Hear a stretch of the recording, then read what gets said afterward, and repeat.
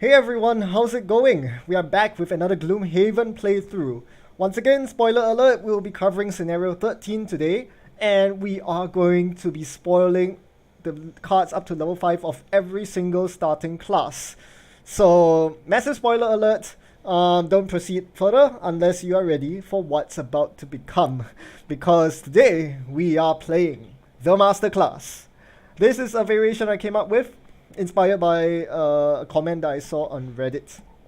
What if you could mix and match ability cards from different classes? So that's what we are going to do today. We are going to create a character as normal, except that we can use, or rather, we can mix and match ability cards amongst all 6 starter classes. Same thing with perks. So yeah, we can just try to find the most optimal combination or broken combination of cards that will allow us to excel at the game. We'll be playing at level 5 today, and we will be restricting the following the usual leveling up restrictions, which means that we can only take 1 card from level 2, 1 card from level 3, 1 card from level 4, and 1 card from level 5. Yeah, so here, gotta pick those cards carefully. An additional restriction I'm going to impose on building this is that invisibility is prohibited. I know you're starting to think of lots of different combos right now to break the game, but I think, in my opinion, the biggest game breaker of them all is invisibility. Most base classes are designed to have at most 1 invisibility card in their deck. But the fact that you can mix and match between classes means that you can potentially play a critical mass of invisibility cards, which allows you to basically be invisible the entire game. Now, invisibility by in itself isn't a broken mechanic per se. Especially with high player counts like 3 and 4 player games, if you go invisible, chances are that the enemies will simply target one of your other allies instead. So damage is not being mitigated, it's just being spread out across different members of the party with invisibility. Whereas if you play single player, invisibility becomes damage mitigation. For every turn that you are invisible, that's 1 turn the enemies can do absolutely nothing against you, or your team for that matter. So that's a little too good. And that is something I realized when I did my solo scenario playthrough with the Mind Thief. So with that in mind, I am not going to use any invisibility cards whatsoever in building this master class. This includes items as well. The Cloak of Invisibility will be out of bounds. Right? I mean, sure, you can try to play this with invisibility and maybe up the difficulty to compensate, but to me that is uninteresting because it completely removes one important aspect of the game, which is defensive play, having to make the decision of whether to follow through with an offensive attack that leaves you more vulnerable to enemies hitting you, or to back up, play defensive, and try to funnel enemies through a room or something like that. So with that said, let's start building our master class. We are going to be playing with a hand size of 10. That is the average number of cards, hand size of the 6 starting classes. So you can see on the screen we are about to pick 10 cards. 6 of them must be level 1 or level X, and 1 of each from levels 2 through 5. Of course, I'm aware that you can use your higher level slots on lower level cards. For example, if there are no level 2 cards that are good, I could use the level 2 slot for a level 1 card instead. So always keep that in mind. That is always a possibility. But generally, as you know, higher level cards are generally better. So have you thought of the kind of what sort of build would be most broken when you're allowed to mix and match cards? I think the first card that comes to most of your minds would be none other than Reviving Ether. This is the single most powerful card in a masterclass build. It basically doubles your longevity and allows you to play your lost cards twice in one game, and that's really, really good. This is a staple, this is an essential. I don't see anyone not playing Reviving Ether if it's made available to them. This is such a good card with a very, very good bottom action to boot. Move 4 jump is so flexible, right? So Reviving Ether, auto include, no matter what sort of build you're going for.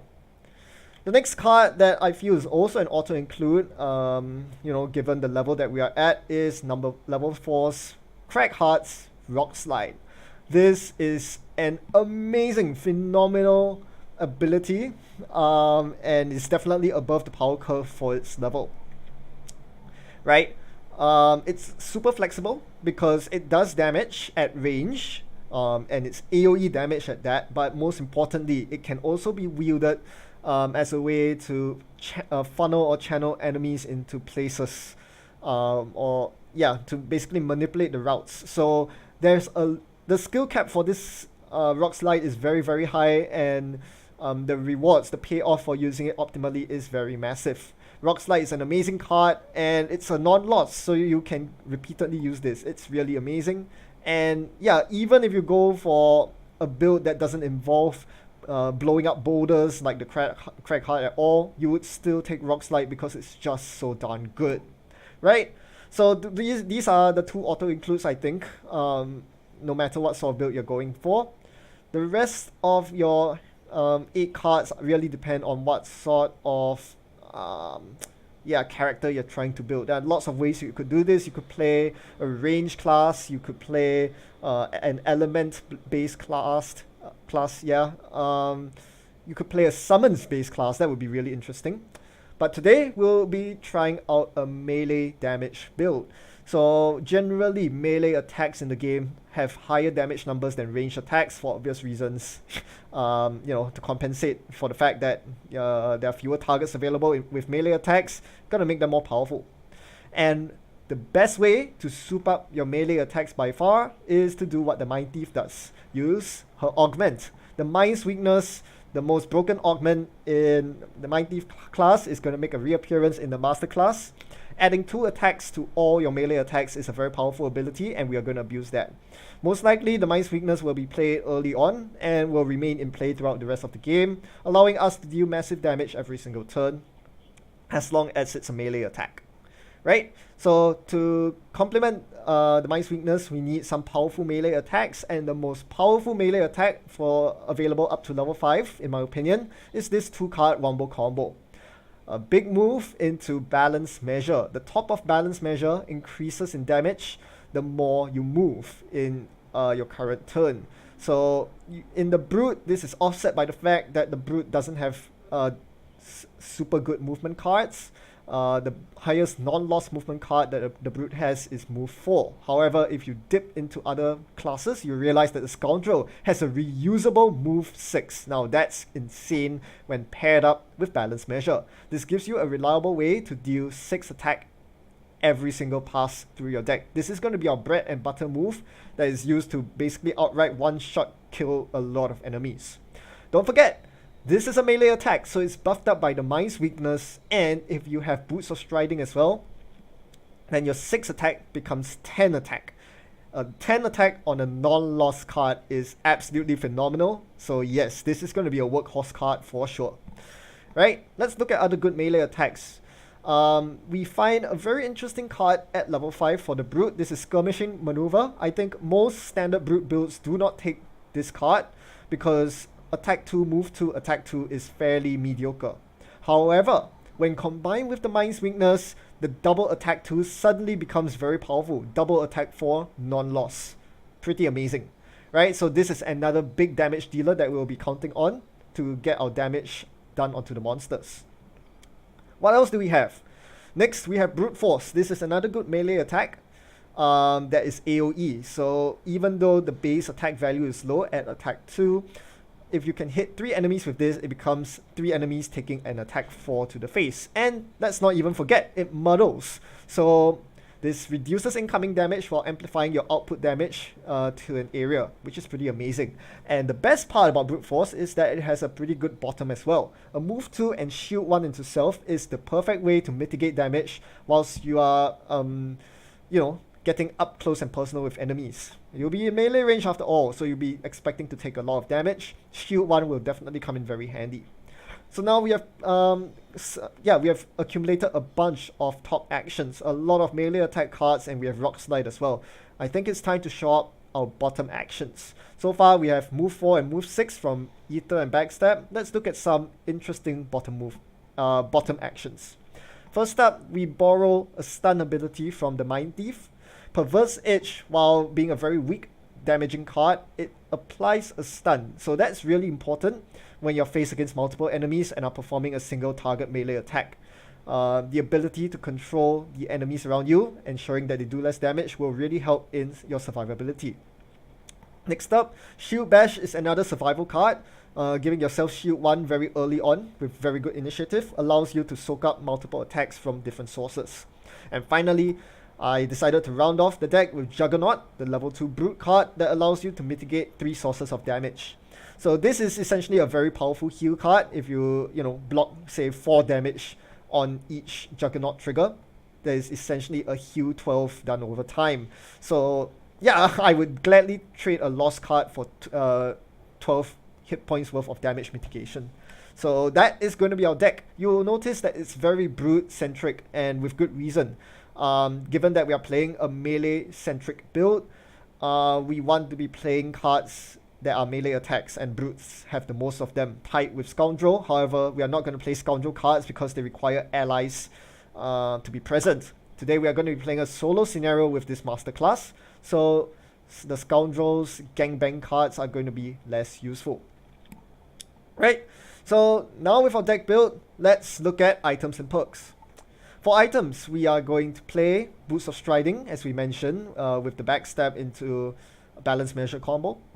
We'll also be playing a bunch of potions, because potions are very powerful, especially the stamina potion. The healing potion is especially important because we don't run a lot of heal cards at all. A lot of our cards are damage mitigation in the shields and Juggernaut, so healing is going to be very hard to come by.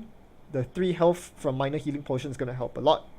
We're also going to play Eagle Eye Goggles because these are just a really good, fantastic helmet item. And we'll round off our equipment with a Battle Axe.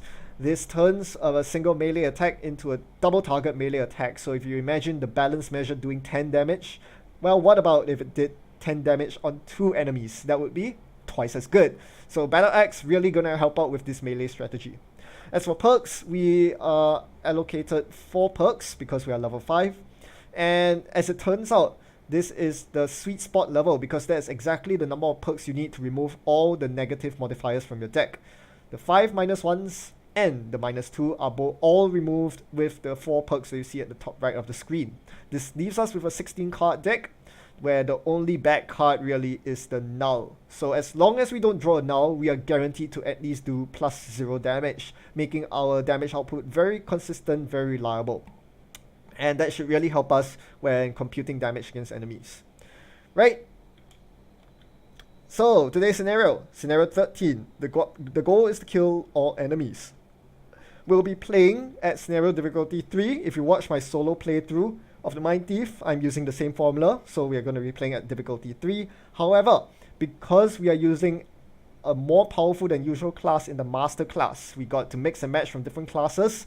We'll need to increase the difficulty of the scenario to compensate for our character being so powerful. I mean, we have Reviving Ether, so in theory, we should be lasting twice as long as your typical character. Because of this, we are going to challenge the dungeon at 3-player setup. So we are going to use the 3-player setup, which means that a dungeon that normally requires 3 level 5 characters to defeat is now going to be soloed by a single masterclass. This is going to be insane, and yeah, that's the penalty we are taking, and we'll see if we can conquer this super difficult challenge. I'm looking at the screenshot here. That's a lot of nasty high HP stone golems. I'm a bit scared. Are you not? Well, there's only one way to face our fears, and that's to get into the dungeon. I'll see you there in the next video.